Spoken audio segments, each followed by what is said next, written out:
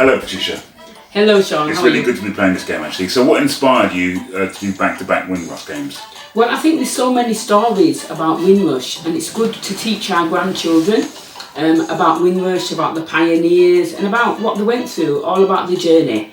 So, I just think it's good to do something different, which is fun, educational, and something that you can learn from. Okay. Where did your creativity come from? And how come you're so good with words? I mean, I've read your short poem. Right, okay. My creativity, I'm blessed, so I believe my creativity and ideas come from God, basically. So tell me about the other things that you've created.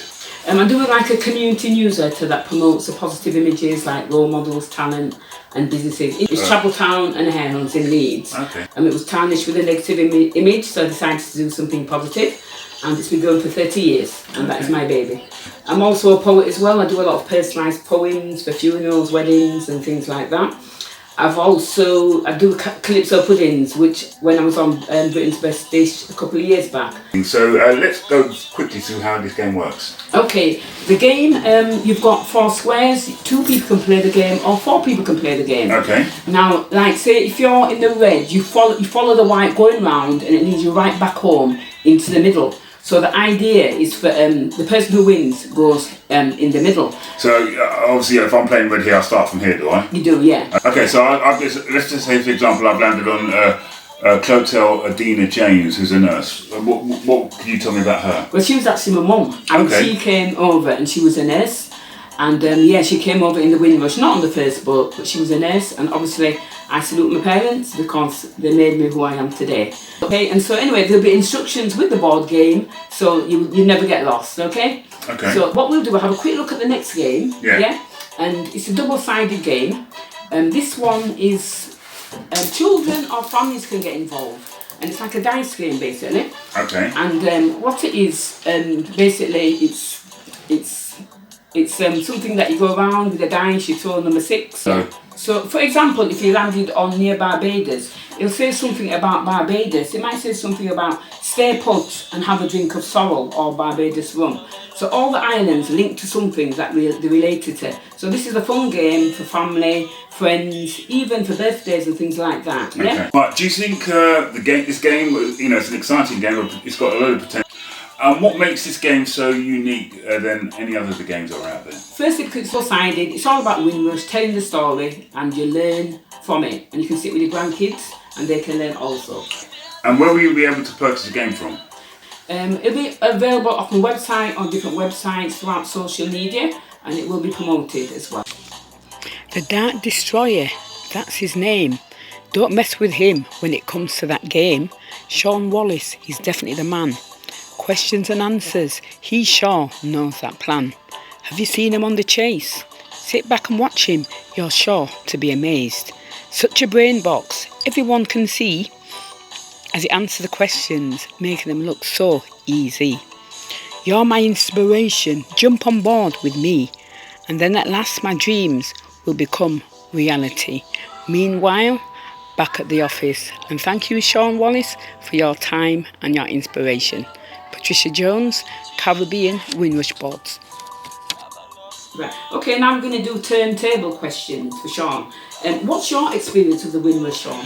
Well, obviously, I wasn't born during the first wave of Windrush people who came over to this country. My parents were second generation Windrushers who came to this country in the late 50s. My dad came in 56 and my mum came in 58, both from Jamaica. Wow, both from Jamaica. I never thought that, but you are on the bond, you Jamaican flags there.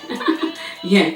And how did you get into the gaming industry? We used to do a lot of TV quiz shows in the early noughties, and I suppose my breakthrough was when I became the first black person to win Mastermind. So after that, then I became a chaser in 2009, and so I suppose that's what I'm best known for now. That's simply amazing. What did you actually do when you left school, Shaun? I went to university, so I did a law degree. Then I qualified as a barrister in 1984, and I've been a practicing barrister for the last 39 years. Amazing. And were you a bright child? I was bright, but I wrote an autobiography, and I talk about the fact that although I had that passion for learning, I didn't know how to pass exams initially. It took me 4 times to pass A-level English language, and I didn't pass my A-levels first time. Wow. And one of the reasons I wrote the autobiography is I want people to realise that if you do have setbacks in your life, it doesn't define you as an individual. Sometimes, having those setbacks can build character.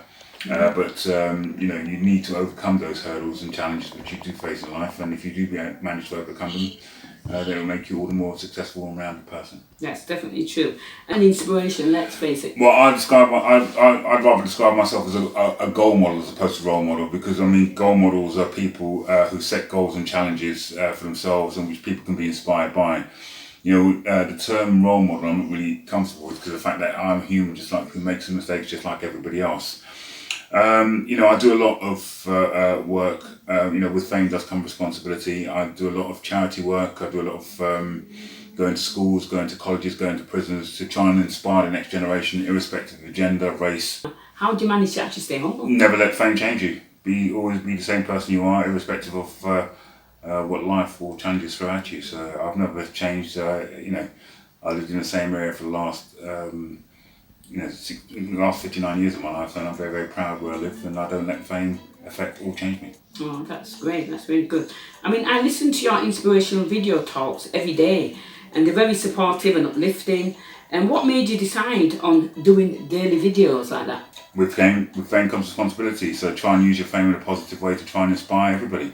Yeah, they are amazing, so I look forward to them every day. And there's always something positive there. Now, sometimes you do sing on the chase, don't you, sometimes? And it's really funny, a lot of people do laugh about that. Okay. But one question I have to ask you, have you ever thought about singing lessons? No. You haven't? No. No, well, maybe you should give it a try, and then, that'd be quite good, wouldn't Singing's it? not really for me. No. Oh, right. But anyway, Shaun, thanks for believing in me. Thank you. And not often people kind of take the time out, but you've taken the time out, and it's really uplifted me. It's really given me hope, and sky's the limits. Good luck. With you on board. Thank you. Cheers. Okay.